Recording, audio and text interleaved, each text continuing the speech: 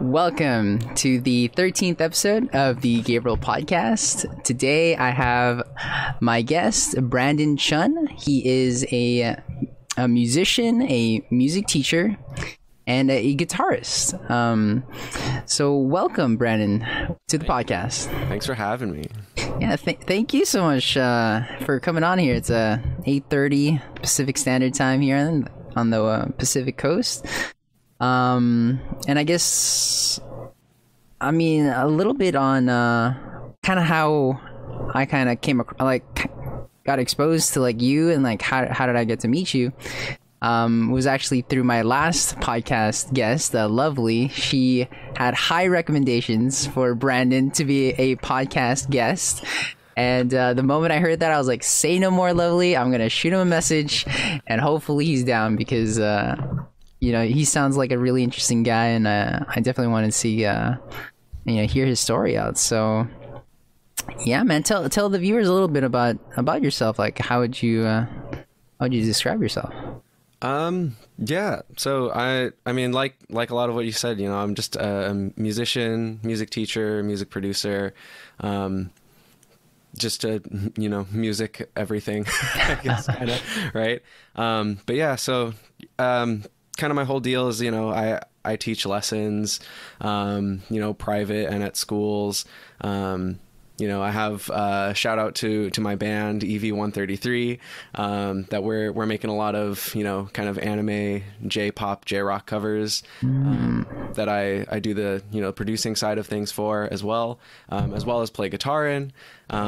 And then I also have my own kind of solo stuff, like with my recent first single, Lost for Words, which is a more recent kind of new solo project that kind of just started, but it's a lot of fun. Yeah, so that's really cool. Yeah, definitely the thing that I guess the main thing here is music, and I think that's they're going to be the main topic of this episode, really. But before I dive into that, I did want to get on camera. I did make a comment on how cool his room looked like. And this setup, I mean, look at this setup. I mean, I love it when the room really reflects the individual. It's it really is cool. It's a kind of a manifestation of their interests and who they are. Yeah, absolutely. Yeah, man. I was mentioning even the camera quality. This is the whole setup. I mean, you got the mic, you got this camera is amazing. Yeah, this was a recent addition, but it's very nice. Usually I'm it's all about the sound, so the mic and the interface and all that stuff, right? But I need a camera, Yeah. How long do you think maybe walk me really quickly, how did you envision your room when you were kind of making it? It all came together in bits and pieces, really. Because a lot of my recording and audio gear and stuff like that, and then even with this camera and stuff, it all just kind of came as I needed it, basically. So I never really had a concept.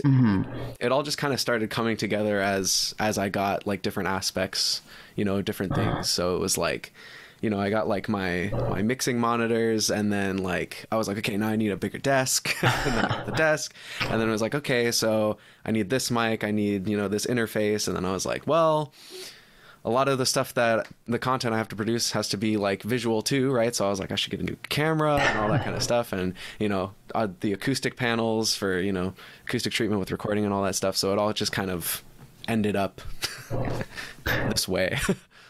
Yeah, I mean, I hope you guys can hear this, but his audio is on point. It is just crystal clear, just very nice audio. Thank you.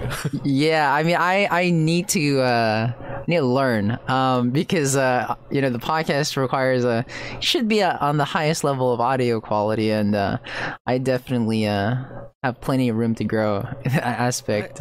Hey, audio, I can help you out. You're a guy, right? I would love that. I think the podcast would love that. But yeah, man. Okay, so that's cool. So let's dive into it a little bit. There's a lot here. So I guess let's see, where do I want to start? Maybe a little bit on your latest thing, maybe your music, the latest single, Lost for Words. I was telling Brandon here before we started recording, yesterday I started listening to the song, and again I listened to it this morning, and this morning is when I got addicted to it and started playing it on repeat, walking to work and at work. It was a nice beat. You guys have to check it out on YouTube, and Spotify is where it's at the moment, right? Yeah, it's kind of the main places. I mean, it's on Apple Music as well, so it's kind of just all over the place. yeah, and you guys should definitely check it out. It's so maybe describe a little bit on kind of when you first got that idea behind that single. Yeah, it was kind of crazy because it actually, it released obviously earlier this year, just like about a month ago, really. But I started writing the song at the end of 2019. And before that, I had never really like written and released like a full song before, despite being in like music my whole life. I've tried before, but it just never happened. But at this point, at the end of 2019, it started with that like opening guitar lick, like right at the very beginning. And I just kind of thought of it. I just kind of came up with it, and I was like, oh, this is kind of cool. And then I just kind of like ran with it. I just immediately just recorded it, into my DAW, and then I was just like, okay, what would come next? And then I just kind of, played it out. I recorded it, and then that was just kind of how the whole song came to be, was just me going through it with just the guitar first. Okay. And then it just kind of ended up as this kind of framework for, I was like, oh, this could be a full song. Right? And then so, because I've always been like more on the instrumental side of things. Like I've never been like, I was never like a vocalist really. Which is kind of the reason why I went with Vocaloid. Okay. My own solo projects as well.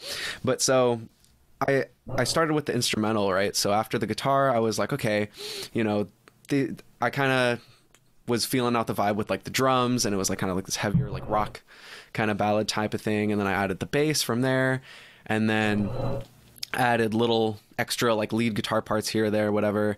And then after that, I just came up with a melody. So I just kind of improvised with the guitar, because that's kind of where I'm most comfortable, over that little skeleton that I made. And then from there, I was like, okay, well, I have everything. Now I just need lyrics, which is like the hardest part for me.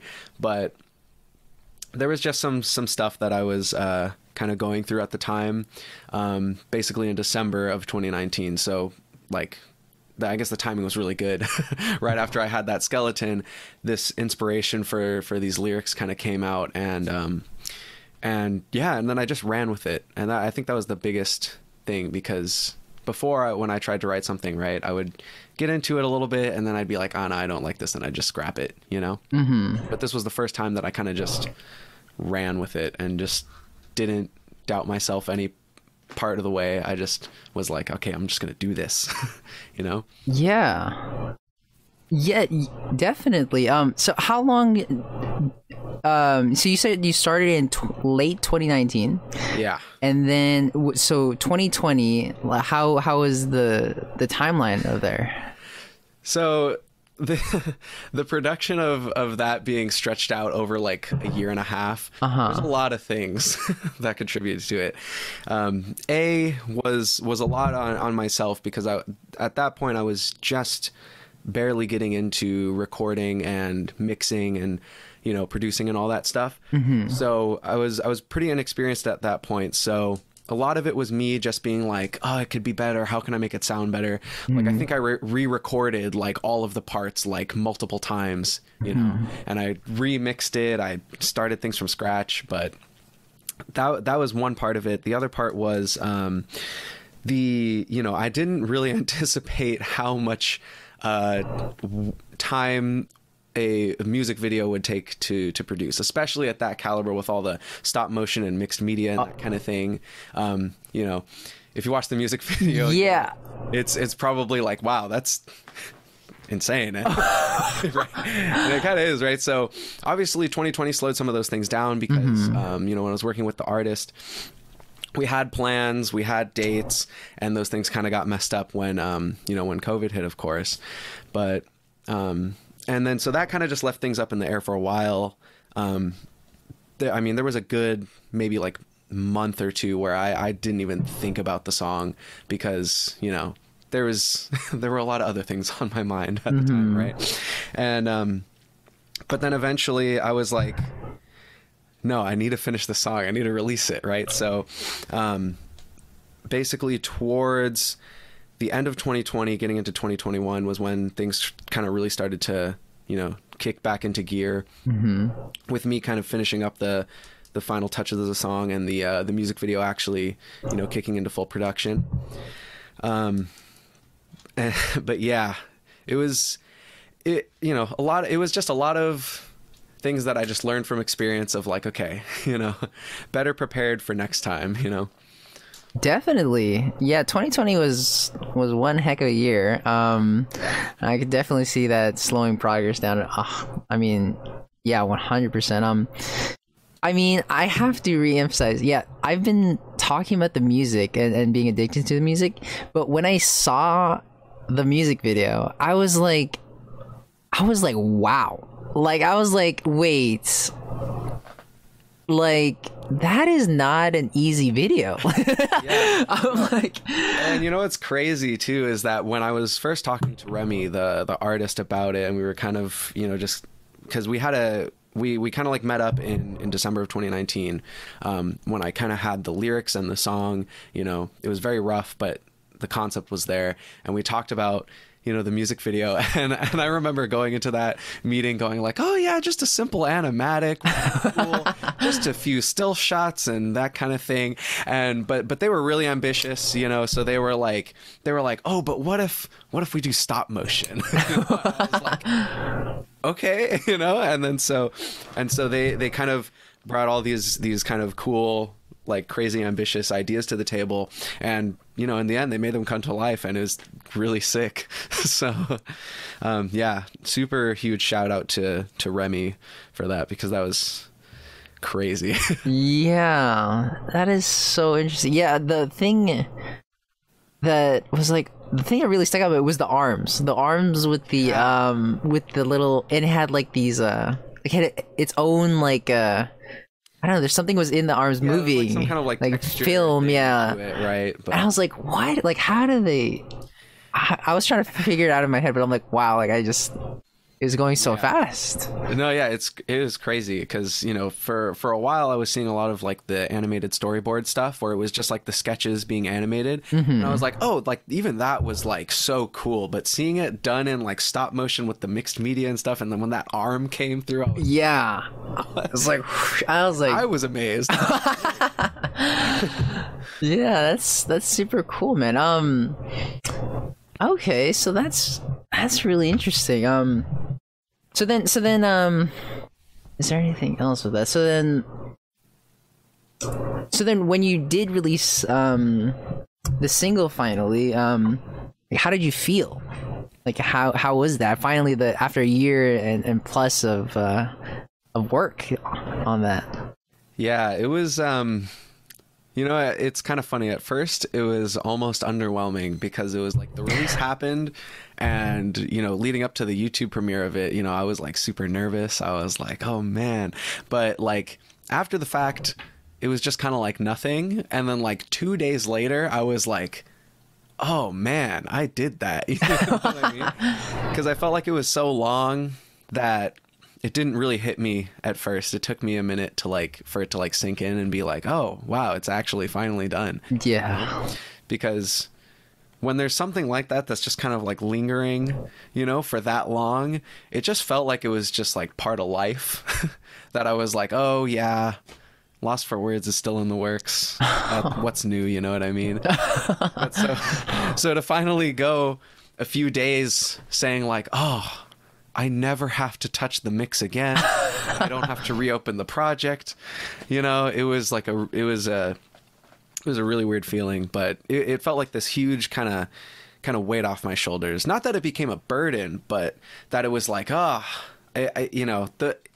was like the time leading up to the release felt more kind of, I guess, emotionally intense than, after, because it felt like, because it was like the waiting game, right? It's like, Yeah. I was like, I have all this that I, want to say through the song, just like bottled up in me, just waiting to be released on Spotify and YouTube and whatever. And so it was, leading up to it was, was the kicker for sure. Yeah, definitely. Oh man, yeah, definitely.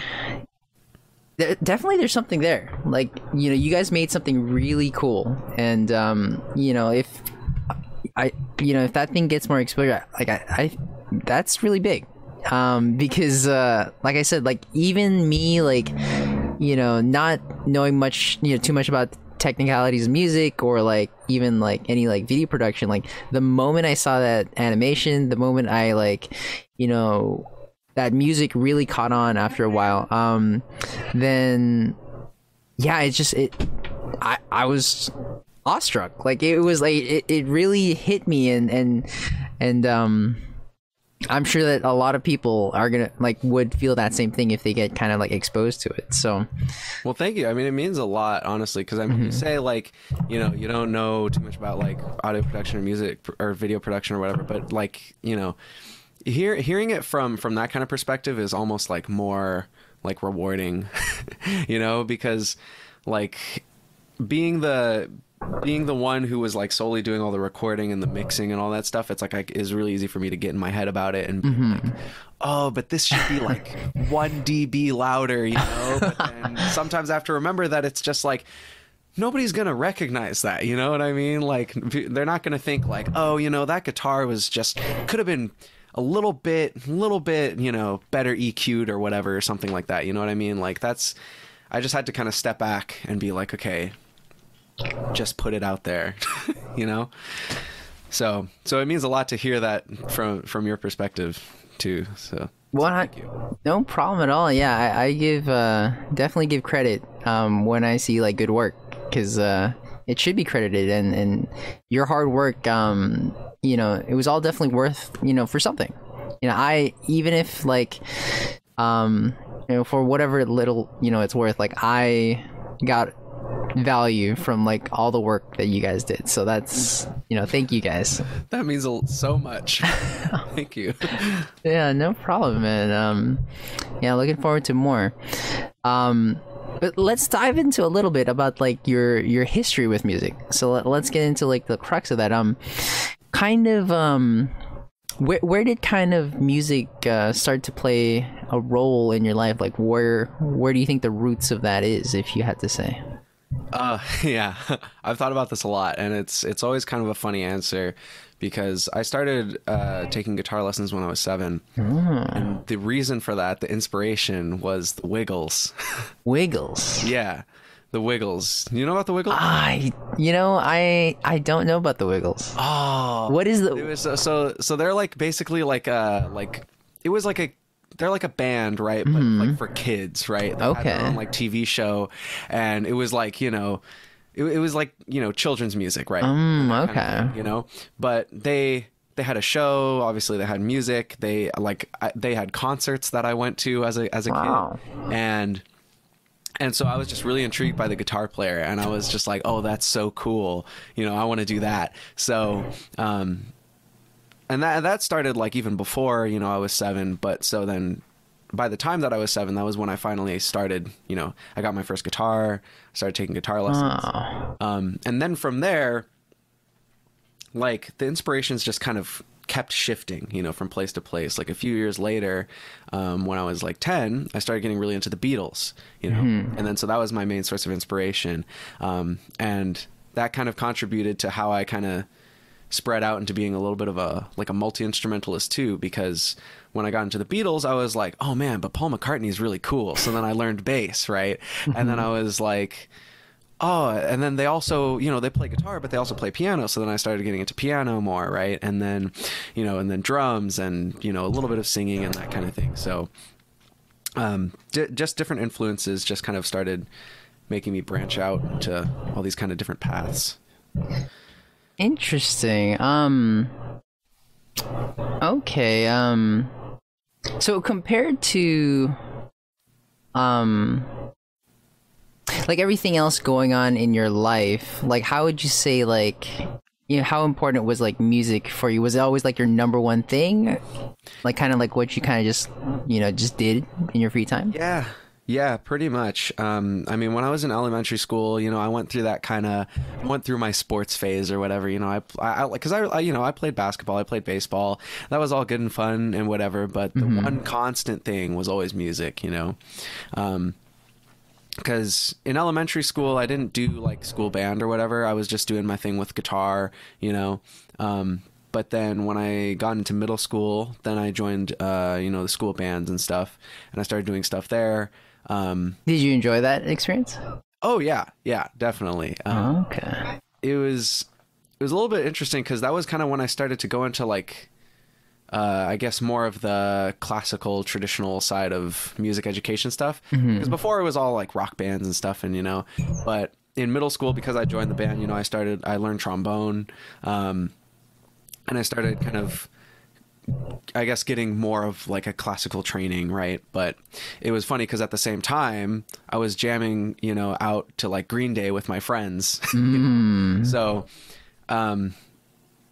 yeah, so it was always just kind of that constant. And then of course high school, still in band, still doing music, you know, all the time. It was really by high school that I you know, I had decided that like, okay, music is, you know, definitely what I'm going to pursue. You know, I wasn't sure what specifically I wanted to do in music, but I was like, it has to be music. I was like, what else could I even do, you know? Definitely. I want to focus on it a little bit because you know, I see a lot of people kind of like, well, also me, like, you know, in life, kind of like, you know, go through life kind of questioning like what they want to do. And there's sometimes things that we're interested in, but we're kind of afraid to kind of like take that leap or that jump into that field just because, you know, for various reasons, like people don't think that like it might go anywhere or whatever the reasons are. So for you, like when you were like kind of like, you know, considering like what you were, you know, gonna do, like did you ever have doubts about music, or was it really like how was it, like, I guess, yeah, the kind of like your mind during that kind of like decision making process? Yeah, there were definitely doubts. Absolutely. Especially in a field like music, you know? Yeah. Because it's just, you know, it's one of those typical ones that you always hear people like, oh, but can you get a steady income and blah, blah, blah, and all that kind of stuff. And so middle school was actually where I struggled with that the most, which to a lot of people, they'd be like, man, you're lucky you were struggling with that in middle school when you still had all this time, you know, to kind of figure out. But that was kind of when that was happening, because in middle school, I was kind of like, you know, I just wanted to be like in a rock band, you know, I wanted to like perform for a living. But at the same time, I was also like, but can I like really do that? Because, you know, I was 12. I was like, I don't know how to even start, you know, doing that kind of stuff, you know? Because of course now, like I've gone through like so much more that like I know, like, you know, that if I wanted to do that, I would know how to kind of tackle it now. But at the time, I was like, I have no idea, you know? But so it wasn't until high school and I was in the marching band and stuff that I kind of got a sense for like, you know, the leadership roles and stuff.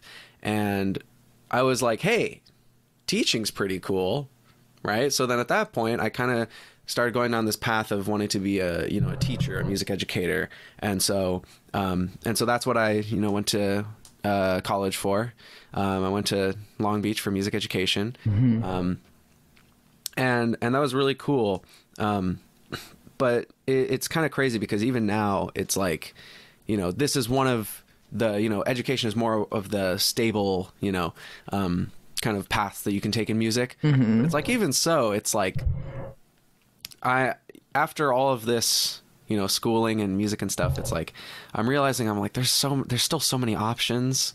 And I'm like, okay, I have a degree now. That's cool. But I'm like, but what if, you know what I mean? Like there's still other things that I'm thinking about, because I'm like, there's always like music production, and writing and stuff that I still want to do all of that. Right. But so, you know, even now I'm just like, I you know, I mean, I love that. I mean, because it seems like, you know, the best that we can do is kind of like move, like try to move, like listen to ourselves and like move in a direction, and then kind of just pick, you know, kind of aim at something. And for you, like, you know, it was this whole, you know, having that degree and being able to teach, and you aimed at that because you see that there was something there, like it was valuable. And you know, when we were talking, you know, like, you did like teaching the kids, and maybe we can go into a little bit about like kind of what your experience with teaching is like, kind of like what do you think you gain out of it? You know, is it like a meaningful experience? And if it is a meaningful experience, kind of like, can you describe a little bit your thoughts on like why you think it might be meaningful to you? Oh yeah, for sure. I mean, like you know, I love teaching. I mean, I wouldn't have finished 4 years of music education training if I didn't, right? But it really plays a big role in like, you know, everything I do, because like, as you know, as a teacher, as an educator, I kind of see things a little bit differently, I guess. So, you know, a big thing that we're like taught, you know, being trained as educators, is that we always are problem solving, right? And even in music, we can kind of see, you know, building new skills and practicing and stuff as problem solving. So that's something that I kind of took to heart and kind of have extended into, you know, a lot of the other stuff I'm doing, you know, whether it's like, you know, practicing how to mix and produce stuff, and, you know, just even in my own playing, and all of those things. And it's partially what I try to kind of impart onto the students that I teach, because what I got the most out of education, from me learning about it and from me teaching, is that the skills don't have to be so specific, if that makes sense. Like, the way that I can teach someone to, you know, play a scale, or how to, you know, learn a scale, or how to practice a scale, can apply to other things, right? Whether it be in music or kind of outside, right? Because it's problem solving, right? So it starts to, it gets kind of abstract, but it's like, it's kind of thinking of things, you know, more as kind of like a big picture, you know? And so teaching to me kind of gives me, you know, like it kind of helps me pull myself back sometimes, because sometimes I'll be teaching a student, and I'll, you know, give them some advice or something, and then later on I'll realize, I'm like, oh, I could use this advice myself. You know what I mean? Yeah. So, and sometimes it even goes the other way. Like, sometimes I'm learning stuff from my students, you know, just in the way that they're talking about how they practice and that kind of stuff. You know, it's always like a two-way street, right? So teaching to me is like super meaningful, because it's like I feel like I'm giving back to what like has given me so much. You know what I mean? Yeah. But yeah. Definitely. Yeah. There's definitely something in this kind of like this mentorship, kind of like giving the next you know, the upcoming generation, kind of bestowing upon them like a little bit of wisdom, you know, because, you know, having a good role model, especially good teachers, are typically good role models of life, usually as well. You know, they kind of guide the students with like a way of thinking, like for you as well, like the problem solving. I mean that application to the outside world is true. You know, that's definitely true. That's going to help them not only in their music, but also just their daily life, maybe the way that they interact with others. You know, it can just kind of like building upon their character is kind of is what I see. Like, you know, when I hear you talking about that type of teaching. So that's, they say that's one of the greatest pleasures in life, is to kind of like kind of just mentor someone, see, like, to see their raw self, and to see that they have a goal, and for you to be able to kind of unlock their potential, to help them in their journey. Yeah, absolutely. Like, that's one of the most rewarding things, because when I'm, teaching students, one of the things I'm very firm on is that I really am not so concerned about the final product, whether they're working on a piece or an exercise or whatever. Because to me, there is no final product. There's with something like, anything creative, right? Like, there's no point where you can say it's perfect. You know what I mean? Mm-hmm. Because perfect to one person in a creative medium can be completely off from someone else's perfect. You know what I mean? Yeah. So what I'm like so stoked about is when I see the growth, and when the student sees the growth. Because when, because I always start by asking them what their goals are, short term and long term.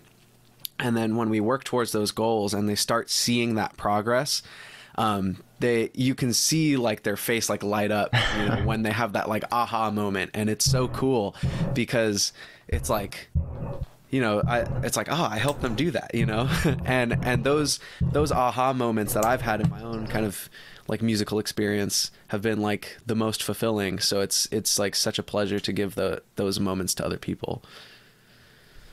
Definitely. You mentioned that, I think it was before we started recording, that recently there was like this band camp that you had with your students. Did you want to explain a little bit on that really quickly? Yeah, sure. So I teach at a high school. I help out on the staff. I'm not like the main director teacher, but I'm on the staff, and I teach some of the students of the marching band.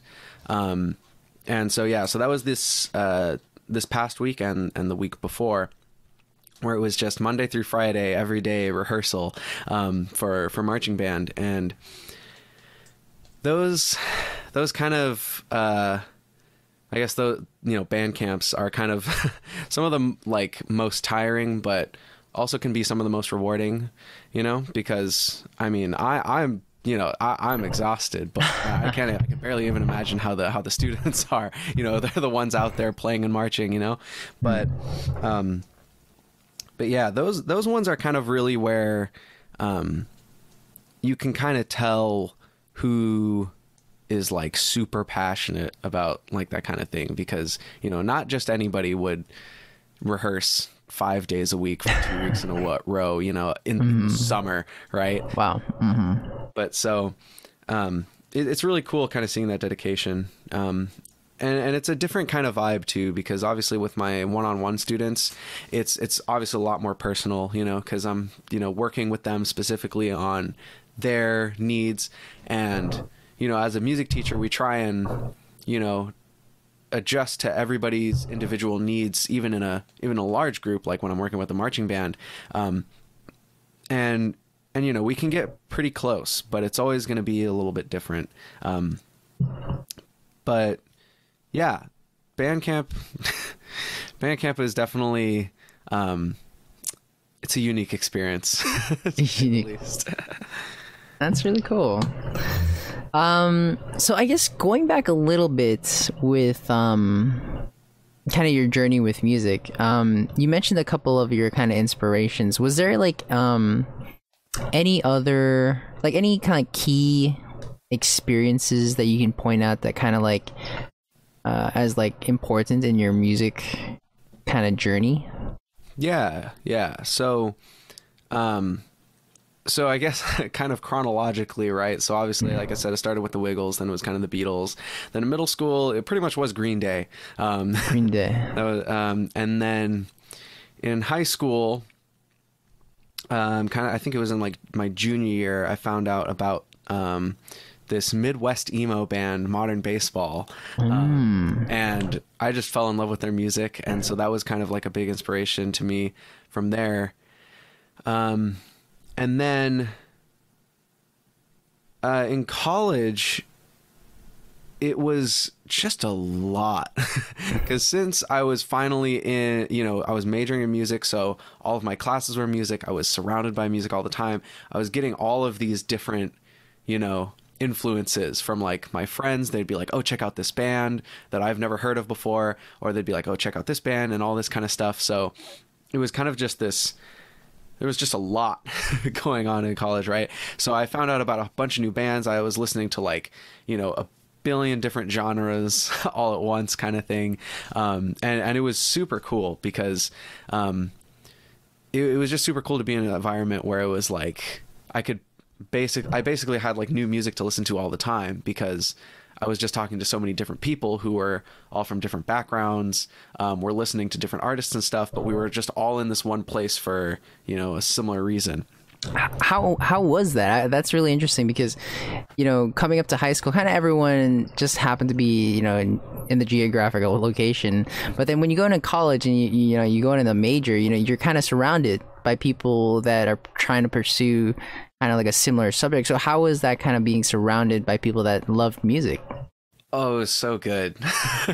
Yeah, no, it's a great point that you bring up because it's like, yeah, like your K through 12 is all just people who are in your area, but like college, it's like they chose to be here, Yeah. Specifically. And it was, it was great. Like playing in the ensembles was like such an amazing experience because you're playing with everybody else who, auditioned to be here, is, obviously paying the tuition, Yeah.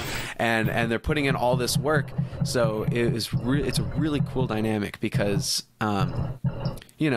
like not to knock down like the experience of like, high school ensembles or middle school ensembles, but you are going to get like very different levels of engagement because there are some people who are just kind of like a hobbyist, some people who it's like their passion, it's their life. And then there's some people who are just like, I need an elective credit. You know what I mean? Yeah. But, when you get to college, it's like every single person wants to be there, And so playing with that kind of group, it's crazy. It's like we have this kind of like telepathic connection while we're playing, and it just creates this like this beautiful performance. And yeah, there's no performance experience like playing with the ensembles at Long Beach. It was incredible.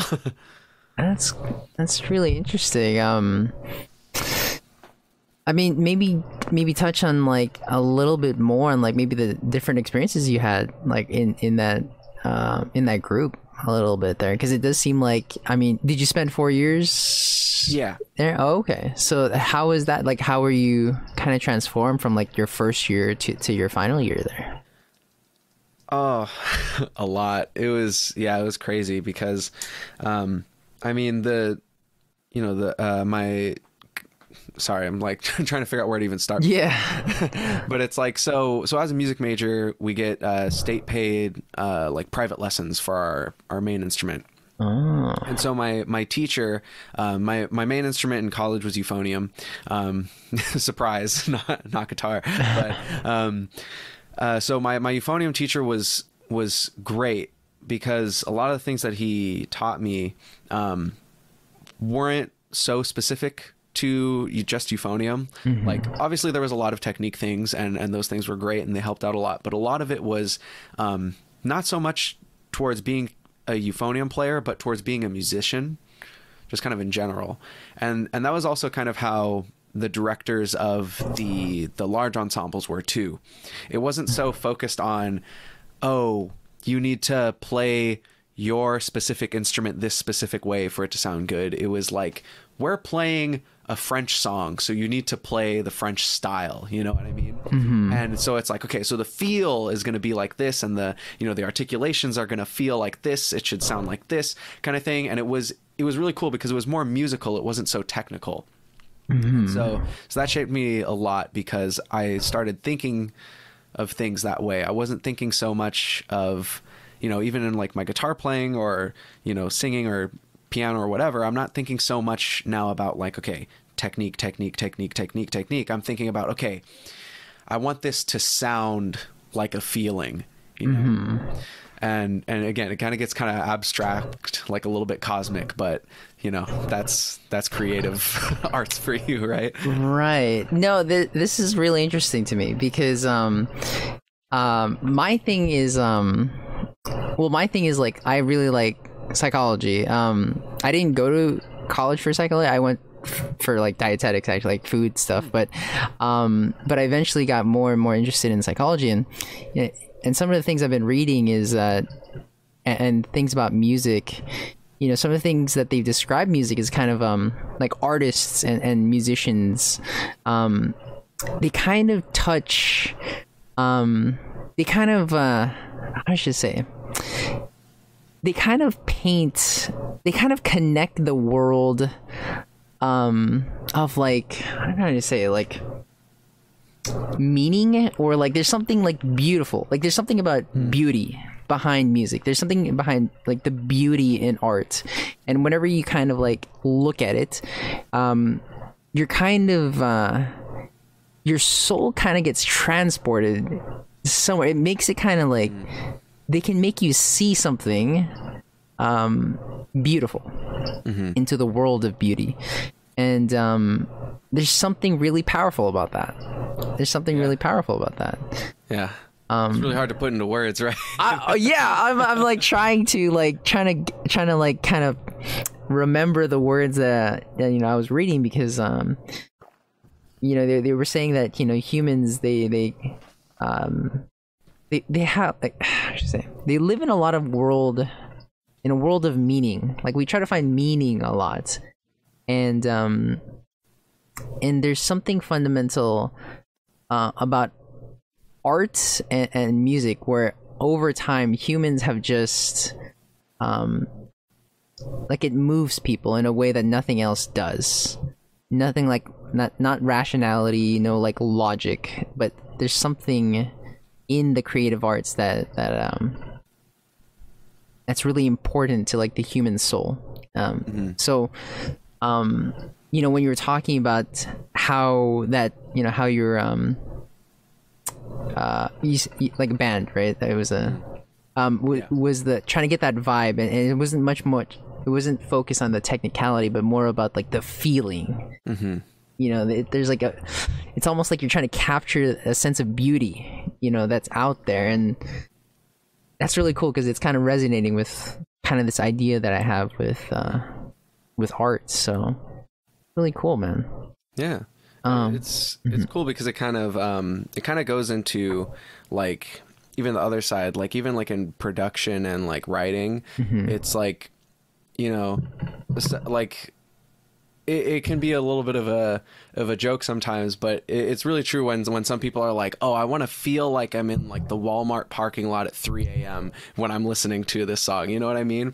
And it's like it's such a weird like kind of descriptor, but it's like at the same time you're like, oh, I know what that sounds like, you know what I mean? And so it's really cool being in this position where we can kind of put those images, you know, into what we do, whether it's in the writing or the production of something or the performance of it, right?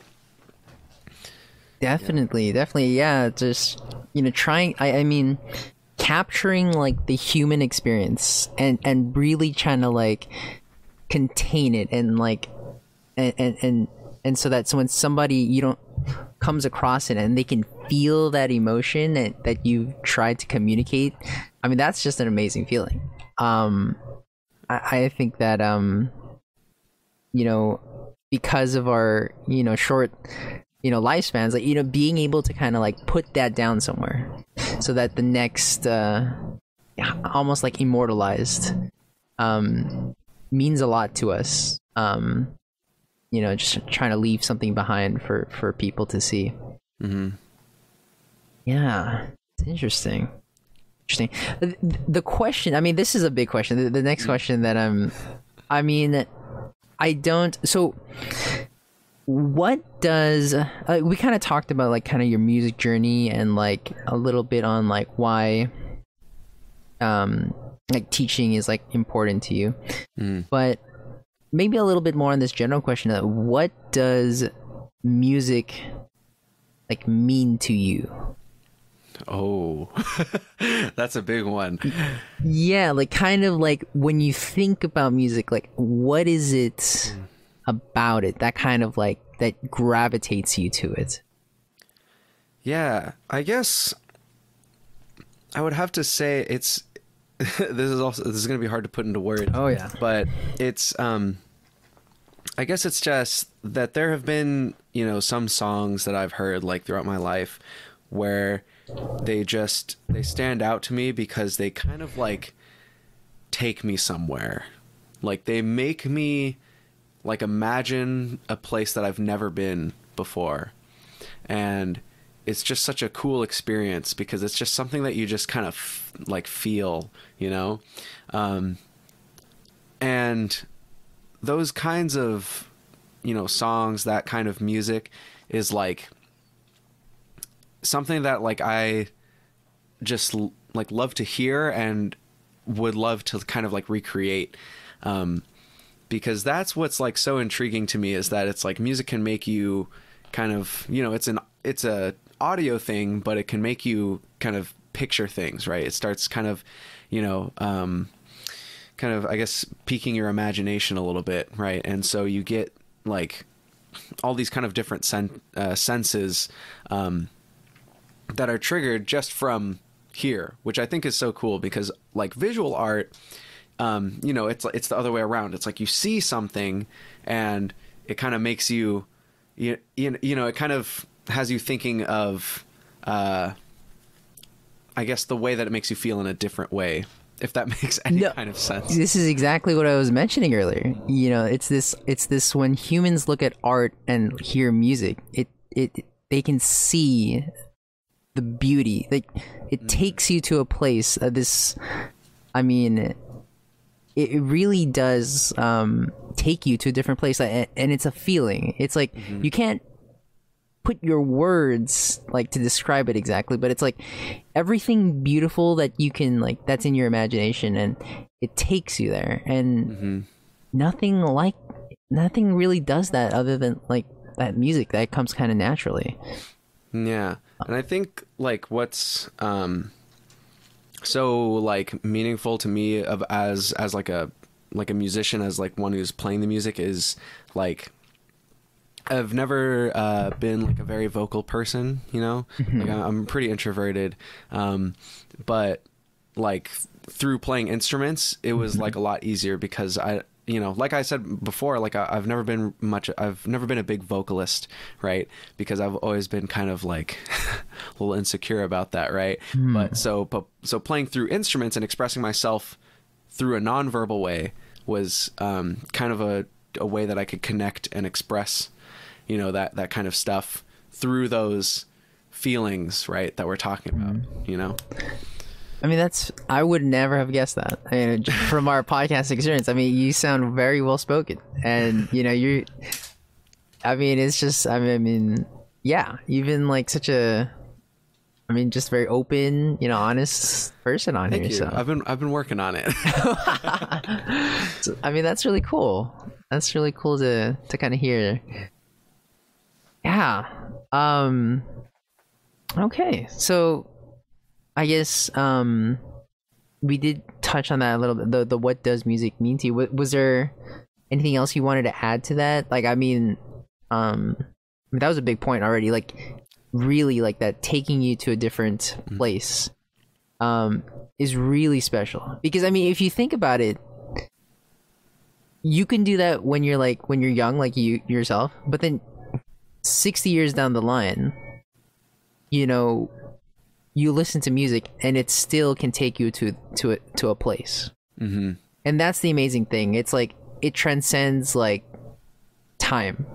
Like you can, you know, you produce something like the music that you did, and it can affect like a 10-year-old. It can affect, you know, a 30-year-old, 50-year-old, 80-year-old person, and they'll have their own experience with it. And it kind of like, and they'll, you know, maybe experience the same kind of transcending feeling to a different place. And that's the really cool thing, because you don't get that much too often to kind of affect that wide range of people.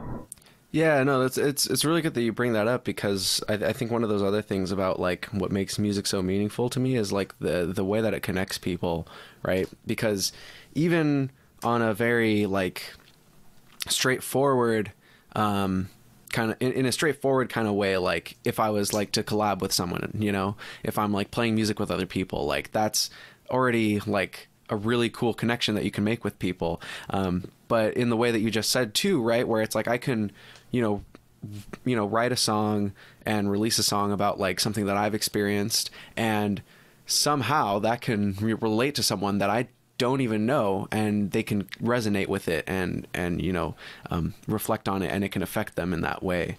And it's just like, it's kind of scary to think about sometimes, because I'm like, oh man, you know, being perceived it can be scary sometimes. Yeah, I mean, you bring up it's such an interesting point, because I was thinking about, you know, I always think, I have this thing where I think that words are kind of like magic, because when you think about it, when you're trying to persuade someone, or like your words like affect like people so much, and also like you can feel that too, like whenever you interact with other people, their words mean a lot to you as well. And so in a way, like words are kind of like magic, because they kind of transform you in ways that you never would have initially realized. So that's language.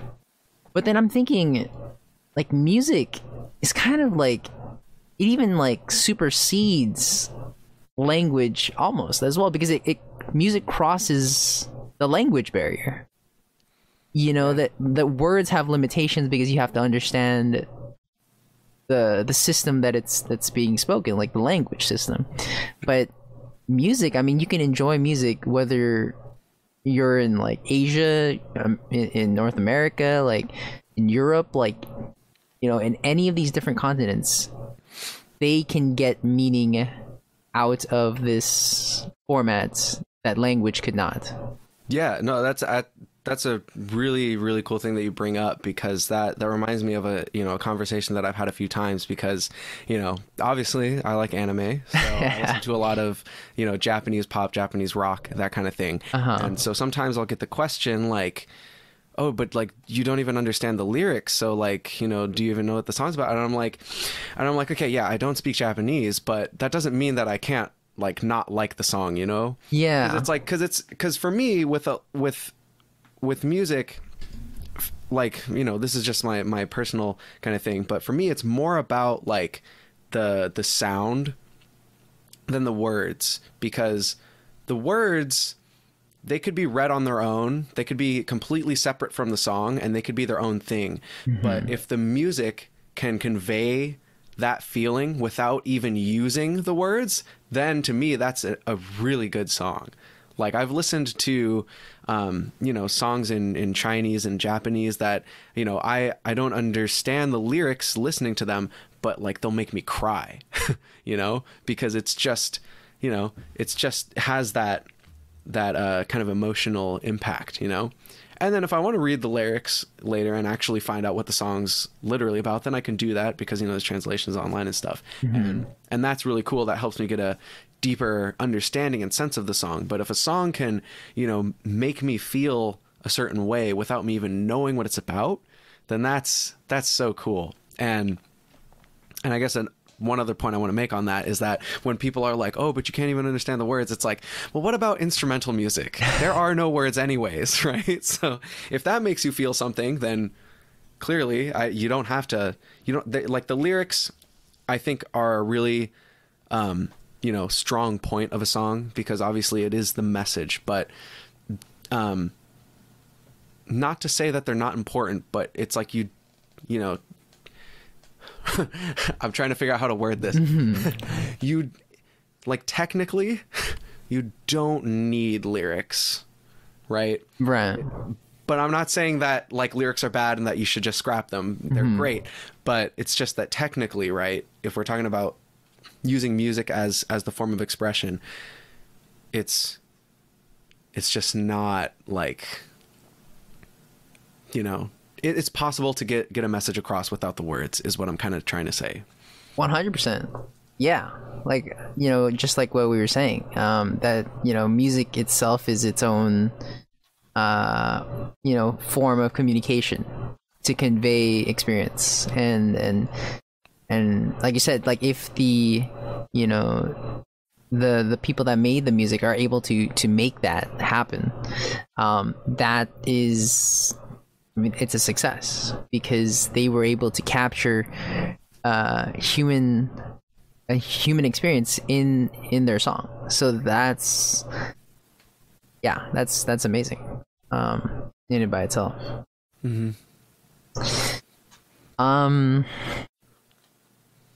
Yes. So okay, I was so going into that, and then I completely forgot what we were originally talking about.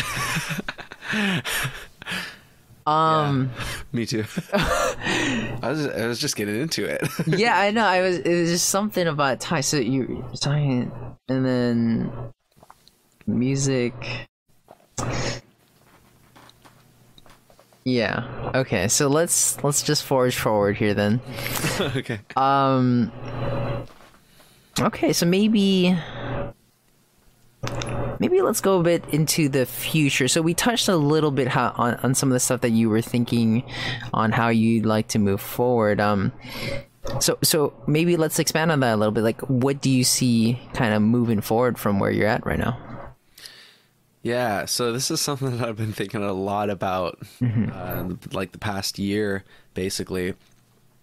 And in the kind of immediate future, at least what I have plans for, is that in the fall, I'm starting my credential work to get my teaching credential, so that I can teach, you know, public K through 12. But at the same time, since basically I started working on Lost for Words, and especially once the pandemic hit and stuff, I started getting really into music production. And so while I love education and stuff, I don't want to like kind of abandon that completely. I do really want to start exploring more music production stuff, because I'm having a lot of fun just, you know, writing and producing and all that kind of stuff. So as far as that's concerned, I mean, you know, the solo Vocaloid project is still going. Just as a little like self plug there, I have the second single in the works. Oh, okay. Hopefully coming out in maybe next month or two. Wow. But so I'm planning on keeping that going, because I just love, you know, writing and producing and that stuff, and so that's going to keep going. And then kind of the other thing is my band EV133. We're still, you know, making covers, still playing together and stuff, and we're looking to do our own original stuff pretty soon. So those are kind of, I guess, the main things that are kind of going on with me for the future, at least, that I have planned, you know, concretely, at least. Definitely. I didn't ask. Well, there's a couple things I remember from your description there. Maybe touch up on a little bit the Vocaloid part of the song. I'm not too familiar with, like, I know what, like, the Vocaloid, like, I've listened to Vocaloid, but I never understood the process of, like, how do you incorporate that into music. Like, yeah, I just don't know much about how do you do that. Yeah, it's that was another thing that I didn't really account for when I started writing the song, was how much work goes into you know, the act of, like, actually, I guess, making the Vocaloid sing is tuning. And that is a whole other beast. I found that really quick, because you're literally, you know, typing in the lyrics, you know, and on paper, the way that you tune Vocaloid is pretty straightforward, right? You click in the notes, you make, you know, you set the tempo, you drag the notes to the correct length, you type in the lyrics, and you hit play, and then the Vocaloid sings it. But it's not that simple, because especially with English Vocaloid, it's a lot more finicky. and trying to get it to, you know, sound right with, you know, English phonetics being as weird as they are. So a lot of it is like, you know, replacing vowel sounds, and with like, you know, different versions. So there's like ah or like, you know, for like the like the AH sound. It's just, you know, there's all these tiny little details, and then there's like the, you know, the pitch, like, you know, if you try to make it sound more human, you have to like, you know, do a pitch bend at the beginning.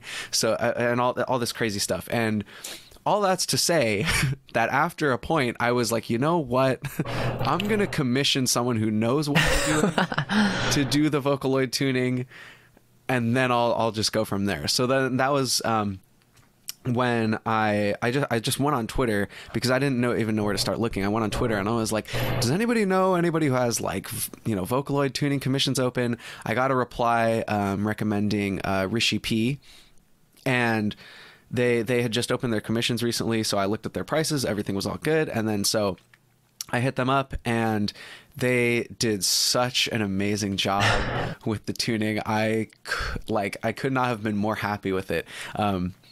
Because I mean, they do great work, and they do it like fast too, because like when I was trying to do it myself, you know, I was like working on it for like weeks, and I couldn't even get it to where I wanted to. And their turnaround was like maybe like a week, you know, 1 week, and they were done with the whole song. And I was like, what? but so they did a really, really amazing work. I'm so excited to keep working with them in the future, because they do everything like super well, and it's just, they're just so nice to work with. And then so that, and of course, you know, that made my job so much easier, because then they send the audio files of the tuned Vocaloid, and then I just drop it into the project. You know, I do the EQ, mixing, reverb, whatever, and then that's all I have to do to worry about that. So it makes my life a lot easier. Wow, that is really cool. That whole process. I mean, that's really cool.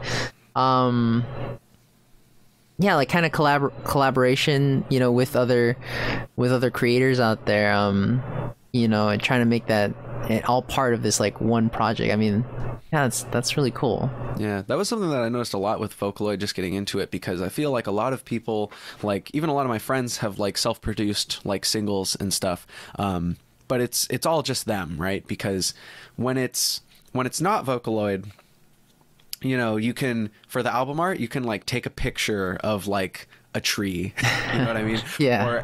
And then, you know, the vocals, you know, if you're a singer, you can sing it yourself, and then you can play all the instruments, you can mix everything 100% you. But with Vocaloid, it's like, I really quickly found out it's impossible, you know, because I can't draw for the life of me. So obviously I had to commission someone to do the art for the music video, for the album art. And then like with the tuning, I found out it's just a completely different skill that I just, you know, at the time I didn't really want to, I just didn't have the patience to figure it out, because I was already dealing with all the other stuff. Yeah. You know? But it's a really cool experience, because then you know, like we were talking about earlier, you know, the connection just between people in music, right? So that was kind of part of it. It's like, it's this one song, but because it's Vocaloid, it brings in an artist for the music video. It brings in a tuner for the actual Vocaloid part of it, right? So it was a really cool experience for sure. All right, that's cool about the Vocaloid. My other question was about your band, and kind of like, what was the origin story for that? So I have to say, I'm very fortunate that our origin story is actually at least mildly interesting. I think one of the things I was always worried about if I was ever in a band was that it would just be like, oh yeah, I have friends and we play music together. But it's a little bit more interesting than that. But basically, I think it was early 2020. Mm-hmm. I wanted to do a guitar cover of Fuyu no Hanashi, which is an insert song from the anime Given. Mm-hmm. And I recorded it, you know, with the original track, whatever. I was going to go upload it to YouTube, and it got copyright striked, right? It was going to be blocked. And so I was like, well, that sucks. So I was like, okay, maybe this is a bit petty towards Sony Japan, but I'm just going to make the whole cover from scratch. So I did, you know, made the I programmed the drums in the DAW. I recorded the bass. I recorded the rhythm guitar. I recorded the lead guitar. I had the whole track, and I was like, wait, I can't sing this because not only at that point I was even like more insecure about singing, but the song is just way too high for me. And for anybody who's heard the song, you know exactly what I'm talking about. But so at that time though, I had my friend Jay, who I knew was an amazing singer, and I had just found out that they watched Given, and I was like, so I messaged them. I was like, "You've watched Given, you sing. Do you want to sing for my cover of Fuyu no Hanashi?" and they were like, "Yes, I would love to." So they came over, they recorded the vocals for it. We made the cover, uploaded it. It actually did like surprisingly insanely well on my channel. I think now it's at like 26,000 views or something, which I was like, huh? You know? But so that was really cool. And then then our mutual friend Pigao, who is our bassist, they were going to be working a Maid Cafe event at UCI's ZotCon, and they needed performers. So Pigao hits me up and is like, "Hey, do you and Jay want to perform Fuyu no Hanashi at the Maid Cafe event?" And they were like, I can join in on the performance too. You know, I can do rhythm guitar or something. And I was like, oh yeah, sure. So let me ask them. So I asked Jay. Jay says, yeah, I'm down. And they actually wanted to try the rhythm guitar. So then I was like, okay, cool. We'll work on it. And then so I messaged Pigao back. I'm like, yeah, they're down. But they want to do rhythm guitar. Can you do bass? And they're like, probably. Right. And then so we were all like, okay, game plan. So we kind of worked on our own parts, and then, you know, closer to the date, we practiced for it all together. And then the performance itself went really well. One of our friends who was there attending recorded it and put it on YouTube, and that one blew up even more than the original cover. I think that other one has like over 70,000 views. Wow. And we were like, why? You know, but yeah, leading up to that performance though, because this is, I guess it's kind of a side tangent, but kind of related. The reason for the band name was because the Fuyu no Hanashi, the tempo, the BPM is at 135, and when we were practicing it, like a couple days before the performance, for whatever reason, we just couldn't get it like at 135. If we took it at 135, it would just fall apart. So I was like, okay, let's try it. Let's try this. I was like, this will be wacky, but let's try it. I turned the metronome down to 133. It's just 2 clicks slower. So a very tiny difference, but we made it through just perfectly solid. And so we were like, okay, no one's going to notice if we take it 2 clicks slower. So we decided on that, and then when the time came that, you know, the people who were organizing the event were like, oh, we need a performer name, and we were like, what are we gonna what's our name gonna be? And then Pigao was like, oh, well, we're taking it at 133. 133 is Eevee's number in the Pokédex. So let's be Eevee 133. And we were like, sure. and so that was kind of how that came to be. So, but yeah, so then that performance happened. And then kind of after that, you know, leading up to it, it was kind of just meant to be this one-off thing. But afterwards we were like, yeah, we should play more music together, you know? And so, and then, so of course that performance happened in February of 2020. So just a few months later, you know, everything happened. So things kind of stopped for a while, but then there were all these virtual events, these virtual stream showcases popping up. And then so Jay was kind of the one that reignited that and messaged us and was like, hey, do you want to make some covers for these stream showcases? And we were like, yeah, let's do it. So then it was kind of from there where the band really started to pick up. It was actually around a year ago. It was like end of summer in August that we started kind of working on that stuff.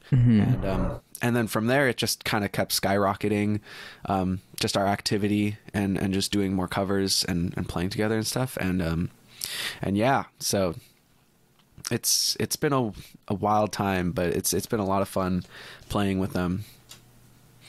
That's really cool, man. Yeah, that's funny because right before I actually maybe like an hour before this podcast, I was looking on your YouTube channel, and then I did see that one that had like 28,000 views or something, and I looked at that, and yeah, and I did like that. I didn't get to, I don't think I got to like kind of immerse myself into it, but like I definitely like my first impression was I did like that, and I can see why other people like like this too. So yeah, that's really interesting. I love the name, like to hear that backstory, the EV-133. Yeah, right. Yeah. It's a fun little origin story. Super cool. Yeah. So interesting. I don't think I mentioned I am an like I love like anime, and so like I know the whole like anime thing, and like I also like Japanese music is like something like I like to listen to, and I didn't say that before, but definitely like even though like I know some like Japanese, it's really like the feeling that you get from just like listening to it, and it is I don't know, for me the more important part. I guess like you were saying, like the lyrics like matter, like it takes it to a deeper level, but it's usually the music that kind of like keeps you to say. Interesting. So Brandon Chun, I mean, we've covered an interesting amount. I guess okay, so I like to ask this question.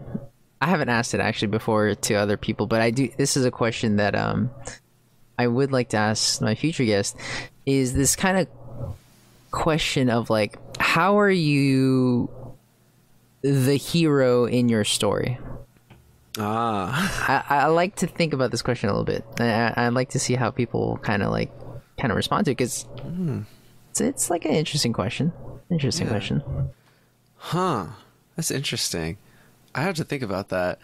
Yeah. So how am I the hero in my own story? I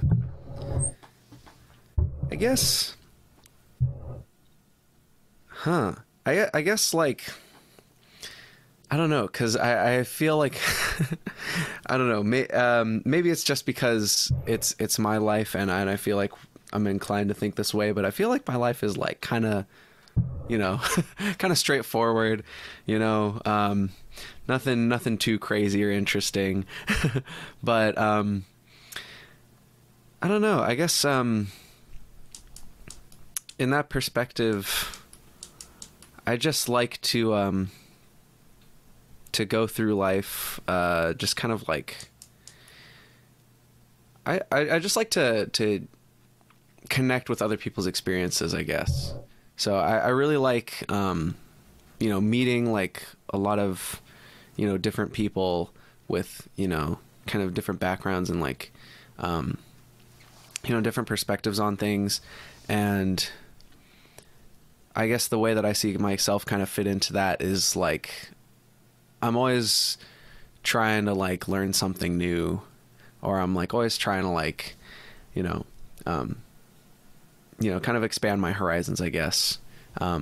So I guess I kind of see myself as this person who's just like always trying to find something new, always trying to like seek, I guess, if I was to put it in kind of a, I don't know, man, maybe it might sound a little like pompous or whatever, but like always trying to seek knowledge, but no, I love that. Yeah, and I think part of it's just also just kind of like on another side of things is always just trying to be kind, and kind of give kindness where kindness is due. Yeah, I love that.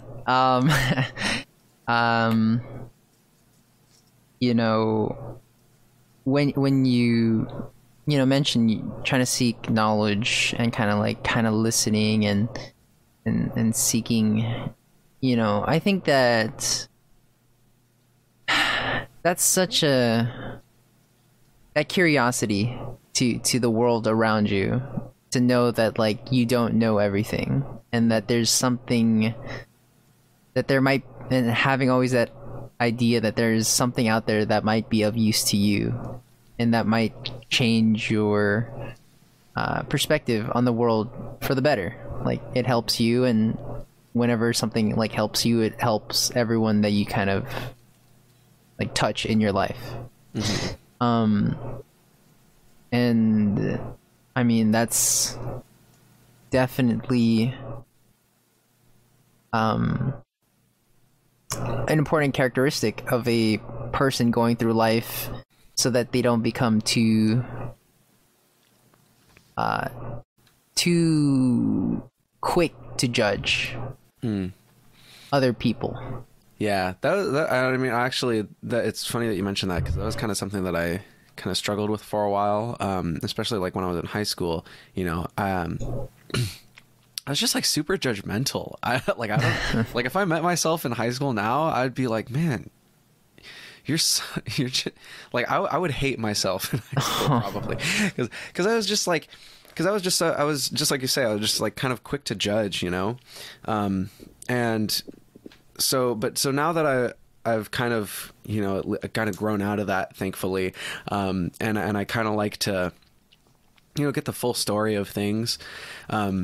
It not only kind of helps me feel like like not so mean, I guess, but it also helps me because when, because it's like earlier I said, I was like, kindness where kindness is due, but also at the same time, harshness where harshness is due as well, and so being more informed and kind of, I don't know, I guess getting the full story before I kind of speak up about something, kind of, it makes me feel just kind of more sure, about it. Right. So it really does help.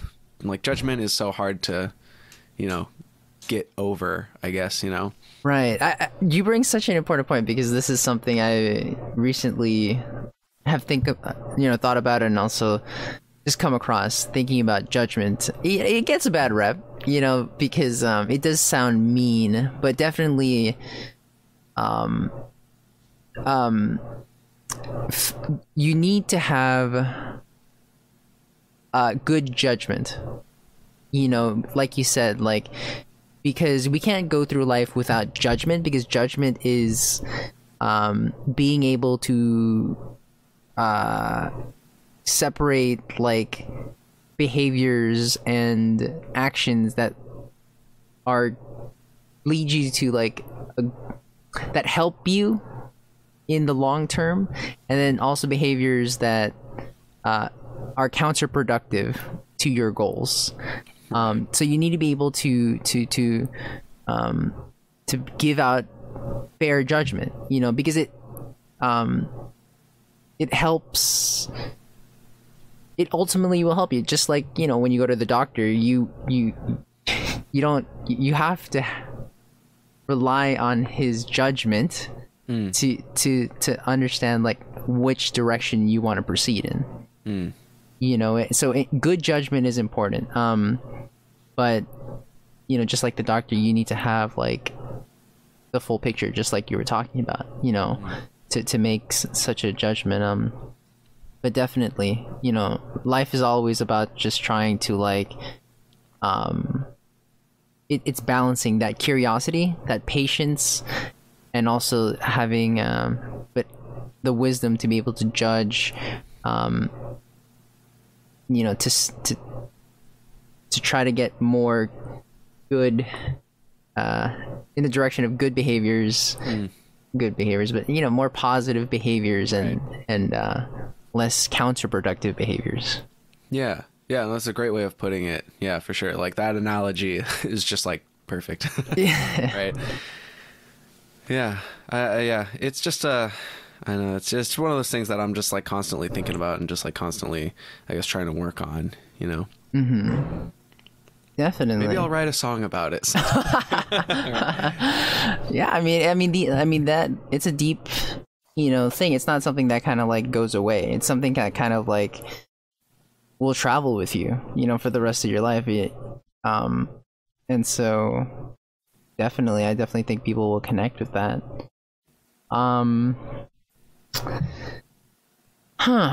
Interesting. What do you think is would be, okay, I just thought about this question, but do you believe is like your own, like your biggest personal obstacle, like within your own self? Like, because I always think that the person that holds us back the most is kind of like ourselves. There's a big part of us that holds us back. So what do you think that would be for you? For me, it's I definitely get in my own head a lot, and I think it kind of leads to this kind of perfectionist attitude sometimes that I'm really trying to kind of break out of a little bit more. Because, and it especially came out in the, the production of like Lost for Words, because it was just this constant back and forth where I'm like, oh no, it could be better, it could be better, it could be better.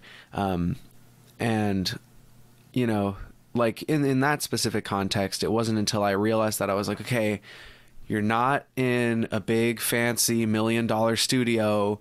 You're recording everything from just the resources you have at home. You don't have any professional training in mixing. It was like, if it's even close to matching up with some of the other stuff that's out there, like, you did a pretty good job, and I had to kind of have that talk with myself to, like, even get myself to the point where I'm like, okay, I can release this, And so that kind of attitude is what I feel like holds me back a lot, because I'm just like, I'm always like overthinking things, but it's only like when it's myself, which is, sometimes when it's my students, it's like, sometimes like oftentimes I'm like not even as hard on them as I am on myself, and I think it's like, I realize like I have more patience with like, other people.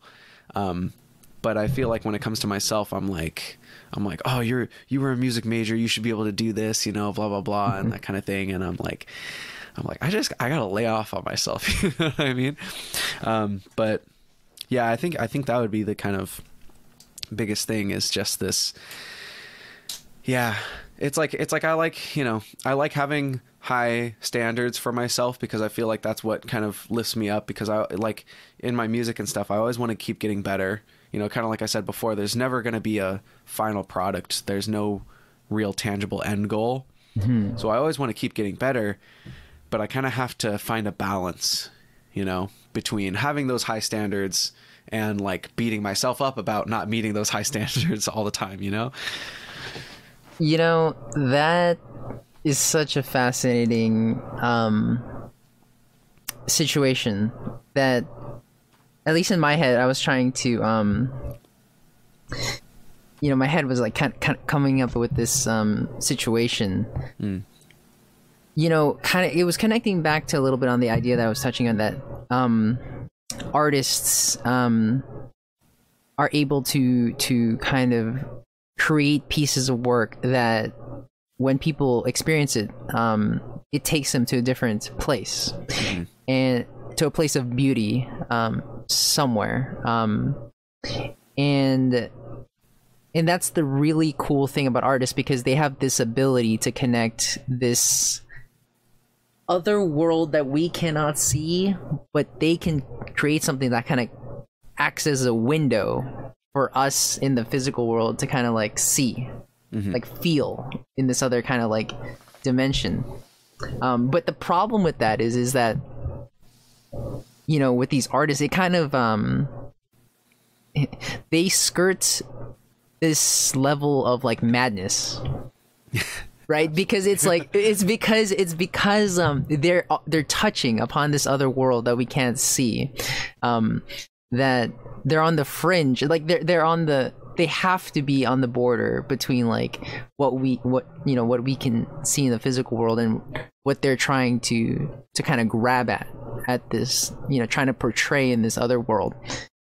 And so, the really, good artists of our times, like even throughout history, some of their works have been so good at translating that other world that there's a reason why their name has prevailed throughout history.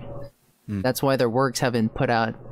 Some of them are like named priceless, because the value that they give is just, you can't put a value in it, like a monetary value. And so, but the thing is, they have to skirt this madness. And so it's interesting because it's like, they have to like work on themselves, work on themselves, trying to like hit at this perfect thing, but the thing that they can never reach because they're not there, like they're here in the physical world. Right. And so there comes this thing where it's like they can never touch it. So then it's like, but you have to live with yourself. It's like, it's like it's like chasing this dream that you'll never actually reach, but it's like, and so you have to find a way to like cope with that reality. And so just like you said, there's an important balance that you have to strike with yourself. It's like, like I really want, like, there's something really meaningful here that I want to portray, that I want to capture through my music. And so you're trying to make it better and make it better here and make it better here. But you have to like you said, kind of like tone down a little bit that voice of criticism sometimes, because if you let it kind of go on without check, then you have the negative experience of perfectionism, which is lack of progress, I guess, because then you kind of delay to something that you'll never reach. So that's really interesting. Yeah, that's like one of the big things, just with like a lot of other like, producers and writers and stuff. It's like we're always trying to like push each other to just like, we're just like just drop the song. Just drop the song. Just get it out there. Like stop revising it. Just let it go. Because it's like, of course we want it, like you said, right? We want it to, convey that message, portray that image perfectly. But if we keep going down that rabbit hole of just perfectionism, it kind of kills the original intent a little bit, because it loses some of that like magic that was there, the first time. Because like, especially in like recordings, especially in recordings, I had to learn how to, kind of pace myself, because it's like I sit down to record something and I want to get it right in that sitting, so I'll do one take, then 2, then 5, then 10, then like 30, then 70, and it's like 3 hours. It's like 2 a.m. My fingers are tired. I'm tired, and I'm just like, take 2 was pretty good, because that's when I had the energy. That's when I had that's when it was there. It was in the moment, but when I start getting down that rabbit hole of getting too technical, like, oh, that note could have been cleaner or whatever, that's when it starts losing the, the magic, the expression and all that stuff. And it becomes more about the notes than the feeling, so that's kind of the main point where that kind of gets to me. Right. I mean, that's a really interesting, well, I like, my mind was making an interesting connection to when you were, when your band in college, was mentioning that it wasn't so much about the technical thing, it was about the feeling about this type of music. So it's, it kind of takes you back there. Interesting. Yeah. And it's interesting too, because once you're kind of at the level, like, that we were kind of at in those ensembles, where it's like, obviously we've had the training on our instruments. We've been in music for a long time, obviously, to get to this point into this ensemble, that when we start focusing on getting the musicality of it right, the technical stuff just kind of falls into place naturally without us even thinking about it. Mm-hmm. So it's kind of a weird it's kind of a weird thing. It's like, to play technically better, think less about the technique, you know? Right. Yeah, that's really interesting. It just kind of goes to show that there is a proper thing to aim to, I guess. You know, and it kind of falls in a hierarchy. You know, this is the top goal, and everything. When you set your sights on your correct target, then everything kind of falls into place naturally. But you know, behind that target, Yeah. Really interesting, man. I mean, we're at the hour and 30-minute mark. I mean, I feel like there was a lot that I think we did cover a lot, at least in the hour and 30. But I definitely feel like there's more to like Brandon Chun. You know, I usually do go a little bit more in depth into kind of like how you were like as a kid, and kind of like that time period. But whenever I come across a guest that kind of like has a main idea, like for you, it seemed like music. I like to center the conversation, just kind of around his interactions with that main idea, because it just, it feels like it makes sense, you know, to kind of travel that vein of ideas. But I'm sure there's much more that we could have discussed that, you know, maybe we can hit on another future episode. Sure. Yeah. Again, like I said, I just love talking about this stuff. Maybe a little bit too much, but but you know, anytime, I'm always down to talk about music. Yeah, definitely. I definitely think that I mean, definitely we didn't even go too much into. I felt like you could definitely go into a lot more detail if you know, maybe like in the future, maybe get your thoughts on a little bit more in-depth thoughts on certain things. But also, you know, I like to have these podcasts because I always think that like it's always nice to have like kind of like a bookmark, kind of like to see like, you know, where you're at. You know, when we had this podcast episode, and then you know, maybe half a year. How many years the next time it is that we get to do this, to kind of look back and see like, okay, this is like what you thought at this time, and these were your hopes and aspirations, and you know, see like where did life take us. Yeah, that's almost a little bit of a scary thought, actually. Yeah, but cool nonetheless. Definitely. I mean, yeah. I mean, life is so interesting. You know, there's a lot to life. A lot of bad things all the time, but you know, people work hard and people have dreams, and usually that takes them pretty far. So, definitely would love to get to see where you go, man. For sure, me too. All right. So where can the viewers find you, your music, and maybe your band, whoever shout outs you want to go? Okay, well, Instagram, Twitter, and TikTok are all BB_Brandon918.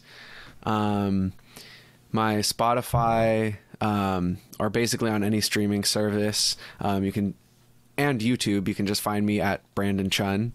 Nothing crazy there. My band EV133.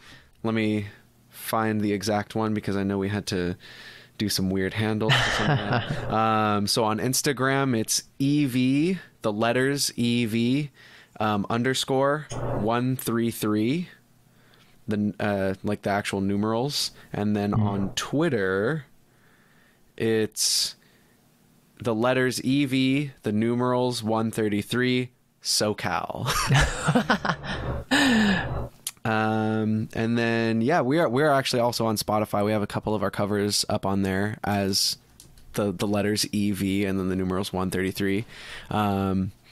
Pretty much like on our stickers. Like this. 133. I love that. So you can check us out there. But yeah, so my personal profiles will have stuff for all of my solo projects with Vocaloid and all that good stuff. And EV133 has a bunch of anime covers, so if you like that, go check us out. We're looking to perform live, hopefully soon-ish, as things come back safely. So it'll be fun. Definitely, man. The people need to see more of EV and 133. Those high view counts are no joke, and you get more exposure, and I mean that's a big community out there for that kind of stuff. So yeah. All right. Well, thank you so much for joining me today on the 13th episode of the Gabriel Podcast, Brandon. Thanks again for having me. Yeah, I mean, I very much enjoyed it. I love interviewing musicians. You guys have such interesting stories. You guys usually just have such a strong connection with your craft that I don't find too often. So that's really cool when I come across people like you and hear your stories out. Oh, well, thank you. I'm glad that I was interesting. I guess. Oh yes, 100%. So yeah, I'll look forward to the next time we can do this, and sure. I'm a big fan, so I'm subscribing, I'm following, and I'm waiting for the releases. Thank you. All right, so that will wrap up the 13th episode of the Gabriel Podcast with Brandon Chun here. I want to thank him for his time, and you guys definitely should go follow him on all the socials. I have them linked down below, and the rest of you guys, have a great day. Bye.